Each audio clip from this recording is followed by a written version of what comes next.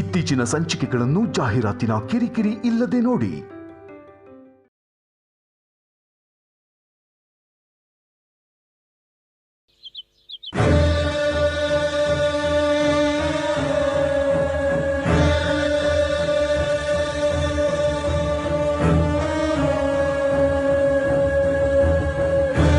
ಸೌಮ್ಯನ doctor ಹತ್ರ ಕರ್ಕೊಂಡು ಹೋಗಿದ್ಯಂತೆ. Doctor ಏನು ಹೇಳಿದ್ರು? ಚಿಕ್ಕ ಜ್ವರನೇ, ಏನೂ ಆಗಿಲ್ಲ ಅಂತ 4 ಟ್ಯಾಬ್ಲೆಟ್ ಬರ್ಕೊಟ್ರಾ? ನನಗೆ ಗೊತ್ತೇ ಅದಕ್ಕೂ ಮೀರಿ ಏನೂ ಆಗಿರಲ್ಲ ಅಂತ. ಸೌಮ್ಯ, ನೀನು ಒಳಗಡೆ ಹೋಗಿ ಮಲ್ಕೋ ಹೋಗು, ನಡಿ.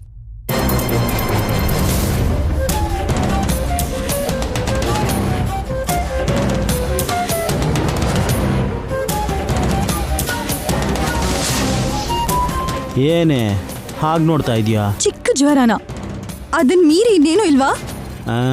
ಏನು ಮಲೇರಿಯಾನೋ ಚಿಕನ್ ಗುನಿಯಾನೋ ಆಗಿರುತ್ತೆ ಅಷ್ಟೇ ಅಲ್ವಾ? ಗಂಡನ ಮೇಲೆ ಕೈ ಮಾಡಬಾರ್ದು ಅಂತ ನಿನಗೇನು ಅಂತಿಲ್ಲ. ಇಲ್ಲಾಂದ್ರೆ ಕೆನ್ನೆಗೆ ಬರಸ್ತಾ ಇದ್ಯಾ? ಮಾಮೂಲಿಯಾಗಲ್ಲ. ಏನೇ ಜಾಸ್ತಿ ಮಾತಾಡ್ತಾ ಇದ್ಯಾ? ಸಂಪಾದನೆ ಇಲ್ಲ ಅನ್ನೋ ಮಾತ್ರಕ್ಕೆ ಏನ್ ಬೇಕಾದ್ರೂ ಮಾತಾಡ್ಬೋದಾ?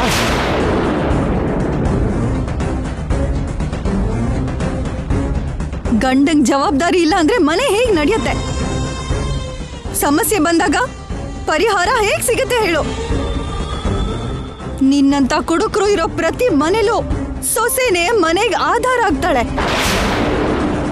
ಮಕ್ಕಳ ಭವಿಷ್ಯ ನಾಶ ಆಗೋಗುತ್ತೆ. ಎಣ್ಣೆಗಿಂತ ಮುಖ್ಯ ಆಗಿರೋದು ಮಕ್ಕಳ ಜೀವನ. ಸಾಯೋವರೆಗೂ ನೀನ್ ಬದ್ಲಾಗಲ್ವಾ? ಈ ಕುಡಿತ ಬಿಡಲ್ವಾ? ಅದು ತುಂಬಾ ಕಷ್ಟ. ಅಂಟಿಸ್ಕೊಳ್ಳೋದು ಎಷ್ಟು ಸುಲಭನೋ ಬಿಡಿಸ್ಕೊಳ್ಳೋದು ಅಷ್ಟೇ ಕಷ್ಟ. ಛೀ,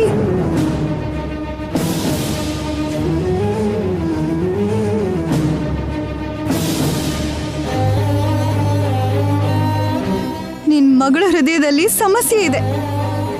ಆಪರೇಷನ್ ಮಾಡಿಸ್ಲಿಲ್ಲ ಅಂದ್ರೆ ಸತ್ತೋಗ್ತಾಳೆ.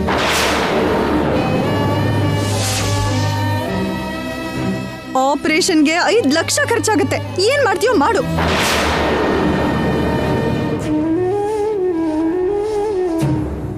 ಎರಡು ದಿನದಲ್ಲಿ 5 ಲಕ್ಷ ತಗೊಂಡ್ ಬಂದು ನಿನ್ ಮಗಳನ್ನ ಬದುಕಿಸ್ಕೊ. ಅಷ್ಟು ದುಡ್ಡು ಎಲ್ಲಿಂದ ತಗೊಂಡ್ ಬರೋದು? ಸ್ವಲ್ಪ ದಿನ ಔಷಧಿ ಕೊಟ್ಟು ನೋಡ್ಕೊಳ್ಳೋಣವಾ? ಕಡಿಮೆ ಆಗ್ಲಿಲ್ಲ ಅಂದ್ರೆ ಆಮೇಲೆ ಬಿಟ್ಬಿಡೋಣವಾ? ಹೇಳು. ಒಂದ್ ಸಮಯದಲ್ಲಿ ಕುಡಿಯೋಕೋಸ್ಕರ ನನ್ ಮಗಳನ್ನ ರೋಡಲ್ಲಿ ಕೂರಿಸಿ ಹೃದಯದ ರೋಗ ಇದೆ ಅಂತ ಸುಳ್ಳು ಹೇಳ್ದೆ ಅಲ್ವಾ? ಅದಿವಾಗ ನಿಜ ಆಗಿದೆ. ಹಾಗಾದ್ರೆ ಇವಾಗ ಕೂಡ ಹಾಗೆ ಟ್ರೈ ಮಾಡು ಅಂತೀಯಾ? ಬೇಕಾದಷ್ಟು ದುಡ್ಡು ಬರುತ್ತೆ. ತಲೆ ಕೆಟ್ಟಿರೋರ್ ಹಾಗೆ ಮಾತಾಡ್ದೆ ಅಂದ್ರೆ ಹಲ್ಲು ಉದುರುತ್ತೆ ಅಷ್ಟೇ ಅಲ್ವಾ? ಬಲಹೀನನಿಗೆ ಹೆಂಡತಿಯಾಗಿ ಬದುಕೋದಕ್ಕಿಂತ ಬಲವಂತರ ಹತ್ರ ಗುಲಾಮಳಾಗಿ ಬದುಕೋದು ಒಳ್ಳೇದು ಅಂತಾರೆ. ನನ್ ಕರ್ಮಕ್ ನೀನ್ ಸಿಕ್ಕಿದ್ಯಾ? ಛೀ! ಏಯ್ ಏಯ್, ನನ್ನ ಬಿಟ್ಟು ಇನ್ನೊಬ್ಬರನ್ನ ಮದುವೆ ಆಗ್ತೀನಿ ಅಂತ ಇಂಡೈರೆಕ್ಟ್ ಆಗಿ ಹೇಳಿದ್ಲಾ? ಅಯ್ಯೋಯ್ಯೋ, ಏಯ್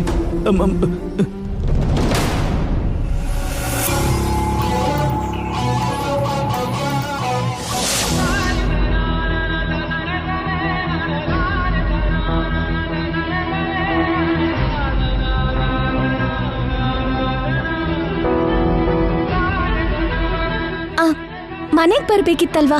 ಇಲ್ಲಿಗೆ ಯಾಕೆ ಬರಕ್ ಹೇಳ್ದೆ? ಅಕ್ಕ ಏನಾಯ್ತು? ಸೌಮ್ಯ ರಿಪೋರ್ಟ್ಸ್ ಬಂತು. ಡಾಕ್ಟರ್ ಏನಂದ್ರು? ಸುಸ್ತು ಜ್ವರನೂ ಅಲ್ಲ ಅವನಿ. ಸೌಮ್ಯಗೆ ಹಾರ್ಟ್ ಪ್ರಾಬ್ಲಮ್ ಇದೆ ಅಂತ ಹೇಳಿದ್ರು.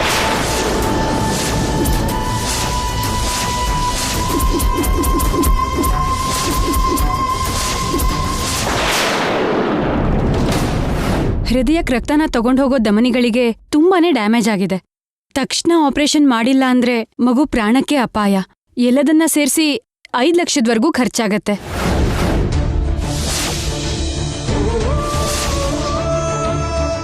$500,000 ಹೊಂದ್ಸೋದಕ್ಕೆ ಕಷ್ಟಪಡ್ತಿದ್ದೀನಿ. ಈಗ 5 ಲಕ್ಷ ಅಂದ್ರೆ ಹೇಗಾಗುತ್ತೆ? ನಿಮ್ ಭಾವಂಗಿ ವಿಷಯ ಹೇಳಿದ್ರೆ ಔಷಧಿಗಳ ಜೊತೆ ನೋಡ್ಕೊಳ್ಳೋಣ, ಇಲ್ಲ ಅಂದ್ರೆ ಸೌಮ್ಯನ ರೋಡ್ ಮೇಲೆ ಕೂರ್ಸಿ ಭಿಕ್ಷೆ ಬೇಡ್ತೀನಿ ಅಂತ ಮಾತಾಡ್ದ. ಜವಾಬ್ದಾರಿ ಇಲ್ದೇ ಇರೋ ಗಂಡ, ಬೆಲೆ ಇಲ್ದೇ ಇರೋ ತಂದೆ, ಅದನ್ ಮೀರಿ ಏನ್ ಮಾತಾಡ್ತಾನೆ? ಸೌಮ್ಯನ್ ಕಾಪಾಡ್ಕೊಳ್ಳೋದಕ್ಕೆ ಅಷ್ಟಕ್ಕೂ ನನಗೆ ಯಾವ ದಾರಿನೂ ಕಾಣಿಸ್ತಿಲ್ಲ. ಏನ್ ಮಾಡ್ಬೇಕು ಅಂತ ಕೂಡ ಅರ್ಥ ಆಗ್ತಿಲ್ಲ.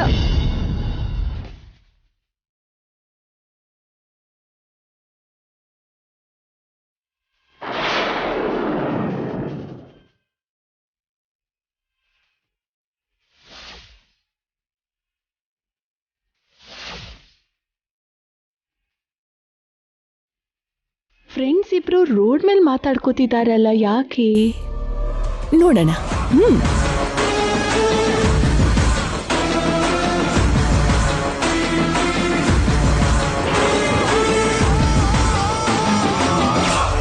ನಿನ್ನ ಹತ್ರ ನನ್ನ ನೋವನ್ನು ಹೇಳ್ಕೊಳಕ್ಕಾಗತ್ತೆ ಹೊರತು ಅಷ್ಟು ದೊಡ್ಡ ಭಾರನ ನಿನ್ ಮೇಲೆ ಹಾಕೋದಕ್ಕಾಗಲ್ಲ. ಭಾರನ? ಏನದು? ಇದ್ದಕ್ಕಿದ್ದ ಹಾಗೆ 5 ಲಕ್ಷ ಹೇಗ್ ಬರುತ್ತೆ? ಎಲ್ಲಿಂದ ಬರುತ್ತೆ? ಆ ದೇವ್ರಿಗೆ ಕನಿಷ್ಠ ಕರುಣೆ ದಯೆ ಇಲ್ಲ ಅನ್ಸುತ್ತೆ. ನೀನೇನು ಬೇಜಾರು ಮಾಡ್ಕೋಬೇಡ. ಹೇಗಾದರೂ ನಾನು ಪ್ರಯತ್ನ ಮಾಡಿ 5 ಲಕ್ಷನ ನಾನು ಏರ್ಪಾಡು ಮಾಡ್ತೀನಿ.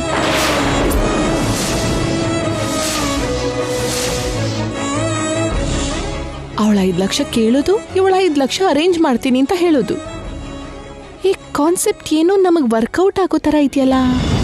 ನೀನೇನು ಭಯ ಪಡಬೇಡ, ಏನಾದರೂ ಮಾಡಿ ನಾನು ಅರೇಂಜ್ ಮಾಡ್ತೀನಿ.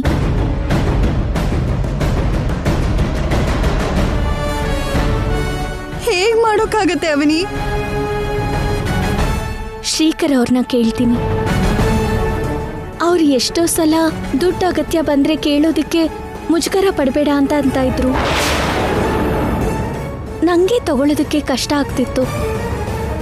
ಈ ಥರ ಸಮಯದಲ್ಲಿ ಕೇಳಲಿಲ್ಲ ಅಂದರೆ ಸೌಮ್ಯಂಗೆ ಅಪಾಯ ಅಲ್ವಾ?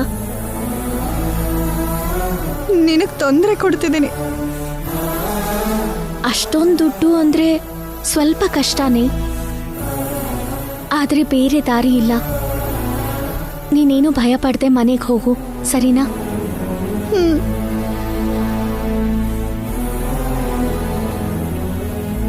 ಈ ವಿಷಯ ಯಾವುದೇ ಕಾರಣಕ್ಕೂ ನಿಹಾರಿಕಾಗೆ ಗೊತ್ತಾಗದೇ ಇರೋ ಹಾಗೆ ಹುಷಾರಾಗಿರ್ಬೇಕು.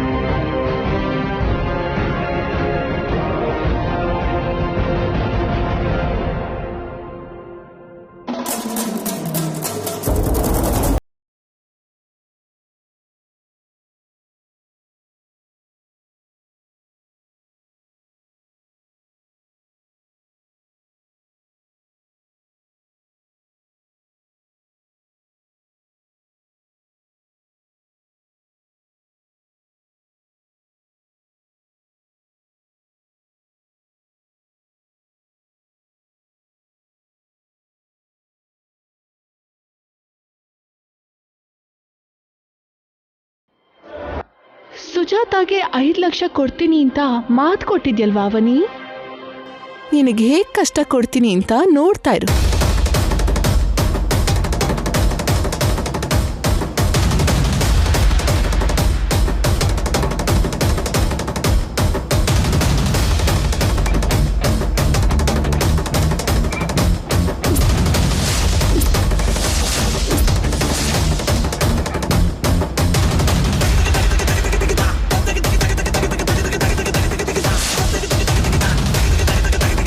ಕಾಫಿ ತಗೊಂಡ್ ಬಾ ಅಂತ ಹೇಳಿ ಎಲ್ಲಿಗೆ ಹೋದ್ರು ಇವರು?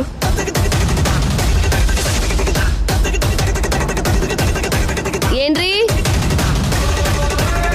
ಹಾಲಲ್ಲಿ ಇರ್ಬೇಕು ಅನ್ಸುತ್ತೆ.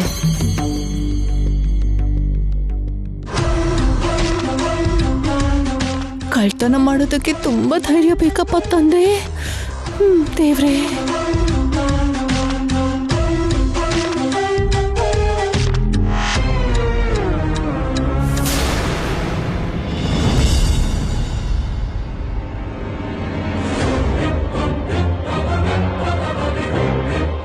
ಅವನಿ, ಆ ಸುಜಾತಾಗೆ 5 ಲಕ್ಷ ಸಹಾಯ ಮಾಡ್ತೀನಿ ಅಂತ ಭರವಸೆ ಕೊಟ್ಟಿದ್ಯಾ? ಆ ಭರವಸೆನ ಅಡ್ಡ ಇಟ್ಕೊಂಡು ನಾನ್ ನಿನ್ಮೇಲೆ ಒಂದು ಪ್ರಯೋಗ ಮಾಡ್ತೀನಿ. ಇವಾಗ ರೈತರು ಕೊಟ್ಟಿರೋ 10 ಲಕ್ಷದಿಂದ 5 ಲಕ್ಷನ ತಗೊಂಡಿದ್ದೀನಿ. ನನ್ನ ಹತ್ರ ಭದ್ರವಾಗಿ ಇಟ್ಕೋತೀನಿ. ಟೈಮ್ ನೋಡಿ ನಿನ್ನ ಹೇಗ್ ಸಿಕ್ಕಾಕ್ಸ್ತೀನಿ ಅಂತ ನೋಡ್ತಾ ಇದ್ದೀನಿ.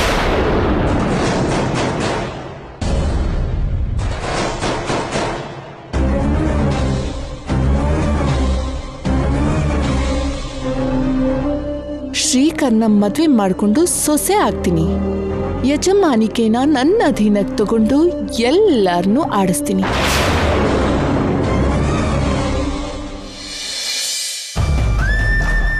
ಶ್ರೀಕರ್ ಅವ್ರು ಬರ್ತಿದ್ದ ಹಾಗೆ ಸೌಮ್ಯಾಗಿರೋ ಸಮಸ್ಯೆ ಬಗ್ಗೆ ಹೇಳಿ 5 ಲಕ್ಷ ಕೊಟ್ಟು ಹೆಲ್ಪ್ ಮಾಡಿ ಅಂತ ಹೇಳಬೇಕು.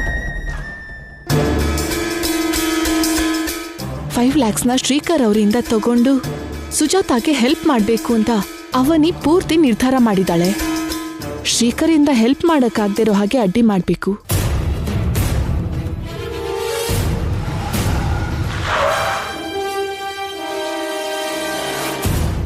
ಶ್ರೀಕರ್ ಅವ್ರು ಬಂದ್ರು ಅನ್ಸತ್ತೆ.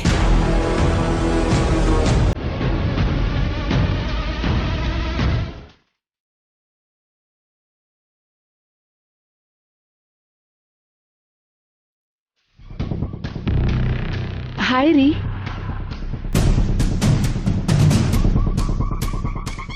ನೀರ್ ಬೇಕಾ? ಬೇಡ.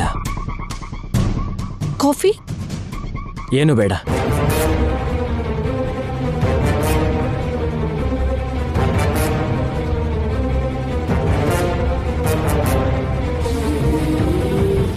ಕಾಫಿ ಇಂಟ್ರೆಸ್ಟ್ ಇಲ್ವಾ? ಅಥವಾ ನಾನ್ ಕೊಡ್ತೀನಿ ಇಂದಿದ್ದಕ್ಕೆ ಕಾಫಿ ಇಂಟ್ರೆಸ್ಟಿಂಗ್ ಆಗಿ ಅನಿಸ್ತಾ ಇಲ್ವಾ? ನೀನೇನ್ ಅನ್ಕೊಂಡ್ರು ಸರಿನೇ. ಯಾಕೆ ನನ್ನ ಅವಾಯ್ಡ್ ಮಾಡ್ತಿದ್ದೀರಾ? ಅಂಥದ್ದೇನೂ ಇಲ್ಲ. ನೀವು ಆಫೀಸಿಂದ ಯಾವಾಗ ಬರ್ತೀರೋ ಅಂತ ನಾನು ಕಾಯ್ತಾ ಇರ್ತೀನಿ. ನೀವೇನು ನನ್ನ ಜೊತೆ ಟಚ್ ಮಿ ನಾಟ್ ಆಗಿರ್ತೀರಾ. ತುಂಬಾ ಕಡಿಮೆ ಮಾತಾಡ್ತೀರಾ ನನ್ನ ಹತ್ರ. ಶ್ರೀಕರ್ ಅವರೇ, ನಿಮ್ ಜೊತೆ ಶಾಪಿಂಗ್ ಹೋಗೋಣ ಅಂತ ಕಾಯ್ತಿದ್ದೀನಿ. ನಾನು ಟಯರ್ಡ್ ಆಗಿ ಬಂದಿದ್ದೀನಿ. ನನಗೀಗ ಇಂಟ್ರೆಸ್ಟ್ ಇಲ್ಲ. ನಿಮ್ ಟಯರ್ಡ್ನೆಸ್ ಹೊರಗಡೆ ಹೋದ್ಮೇಲೆ ಸರಿ ಹೋಗತ್ ಬಿಡಿ. ಅರ್ಥ ಮಾಡ್ಕೋ.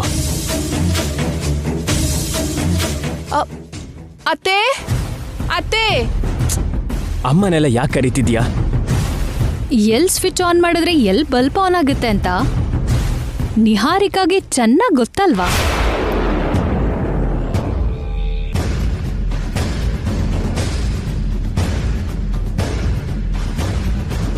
ಏನಮ್ಮ? ನಿಮ್ ಮಗನಿಗೆ ಸ್ವಲ್ಪ ಬುದ್ಧಿ ಹೇಳಿ. ಏನ್ ಮಾಡದ್ನಮ್ಮ? ಯಾವಾಗ ಕೇಳಿದ್ರು ಶಾಪಿಂಗ್ ಕರ್ಕೊಂಡು ಹೋಗ್ತಾ ಇಲ್ಲ. ಮಾತ್ ಬದಲಾಯಿಸ್ತಾನೆ ಇರ್ತಾರೆ.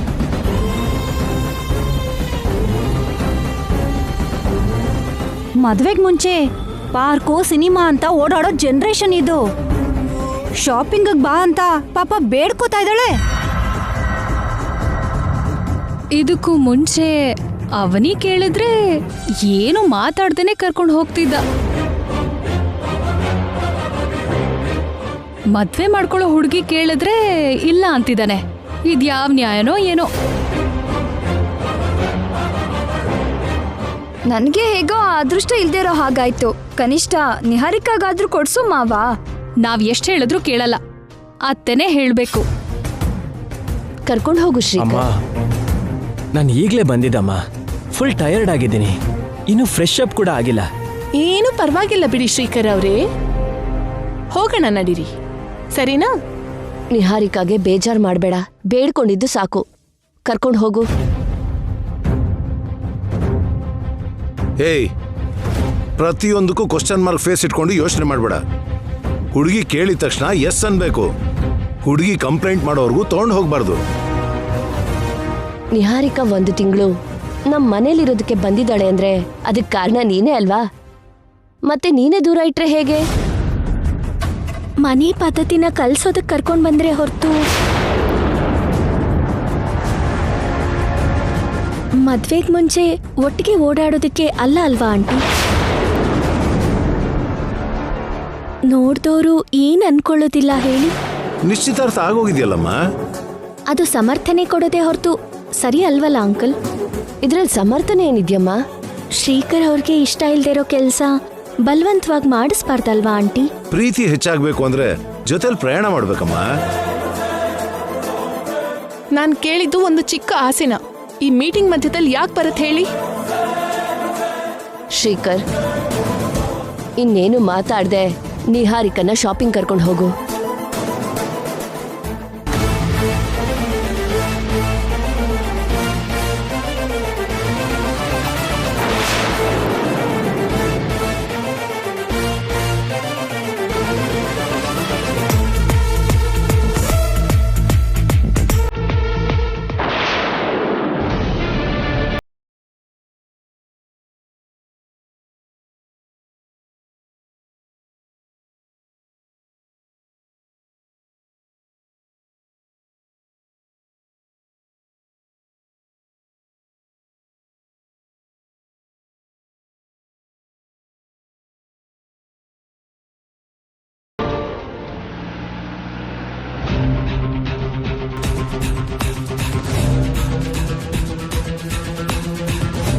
ಶ್ರೀಕರ್ ಅವರೇ, ಹೇಳೋ.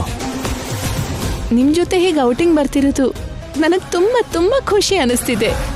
ಥ್ಯಾಂಕ್ಸ್ ರೀ. It's okay.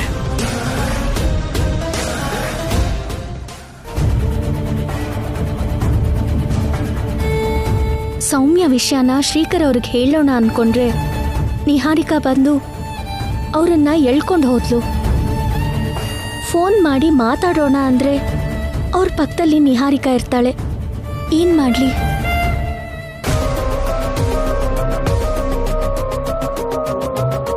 ಶ್ರೀಕರ್ನ ನೋಡ್ತಿದ್ದ ಹಾಗೆ ಅವನಿಲಿ ಆನಂದ ಕಾಣಿಸ್ತು. ದುಡ್ಡಿನ ಸಮಸ್ಯೆ ತೀರ್ ಹೋಗತ್ತೆ ಅನ್ನೋ ಆಸೆ ಬಂತು. ನಾನ್ ಹೀಗೆ ಹೊರಗಡೆ ಕರ್ಕೊಂಡ್ ಬಂದಿದ್ದಕ್ಕೆ ಏನ್ ಮಾಡ್ಬೇಕು ಅಂತ ಅರ್ಥ ಆಗದೆ ತಲೆ ಕೆಟ್ಟು ಓಡಾಡ್ತಾ ಇರ್ತಾಳೆ. ಶ್ರೀಕರ್ ಅವ್ರೆ, ಏನಾದ್ರೂ ಮಾತಾಡಿ. ಯಾಕೆ ಹೀಗೆ ಮೂಡಿಯಾಗಿರ್ತೀರಾ? ಕೆಲವು ಸಲ ನಾನು ಹೀಗೆ ಸಡನ್ ಆಗಿ ಮೂಡ್ ಆಫ್ ಆಗ್ತೀನಿ. Any reason? ನನ್ನ ರೀಸನ್ ನನಗಿರತ್ತೆ. ನಮಗೆ ಎಂಗೇಜ್ಮೆಂಟ್ ಆಗಿದೆ. ನೀನು ನಾನು ಅಂತ ನಮ್ಮ ಮಧ್ಯ ಸ್ಪೇಸ್ ಇರಬಾರ್ದು. ನಾವು ಅಂತ ಒಂದಾಗ್ಬೇಕು.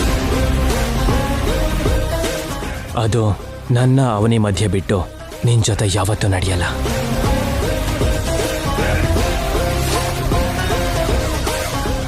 ಶ್ರೀಕರ್ ಅವ್ರೆ, ಕಾರ್ ನಿಲ್ಸಿ. ಯಾಕೆ? ನಿಲ್ಸಿ ಹೇಳ್ತೀನಿ.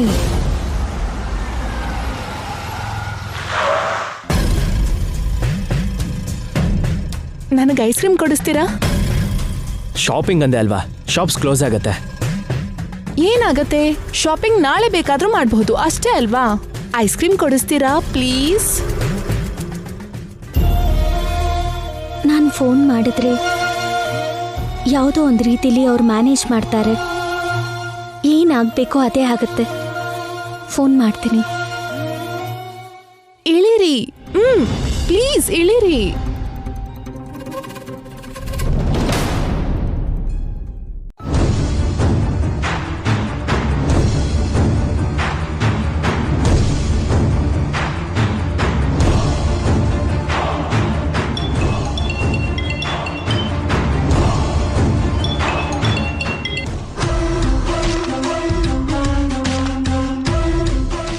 Ice cream.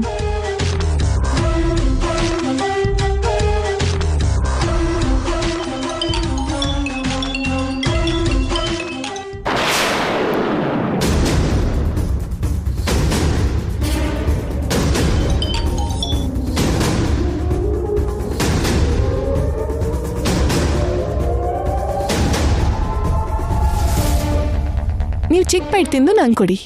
ಬೇಡ ಪ್ಲೀಸ್. ಐಸ್ ಕ್ರೀಮ್ ನನಗಾಗಲ್ಲ, ಬೇಗ ಕೋಲ್ಡ್ ಆಗತ್ತೆ. ಚಿಕ್ಕ ಬೈಟ್ಗೆ ಏನೂ ಆಗಲ್ಲ ರೀ, ಪ್ಲೀಸ್ ತಗೊಳ್ಳಿ. ಬೇಡ ನಿಹಾರಿಕಾ.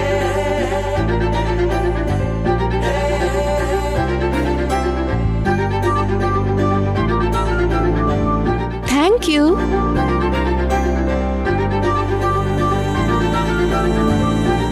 ವಾವ್, ನೀವ್ ತಿಂದಿದ್ದಕ್ಕೆ ಟೇಸ್ಟ್ ಇನ್ನೂ ಜಾಸ್ತಿ ಆಡ್ ಆಯ್ತು.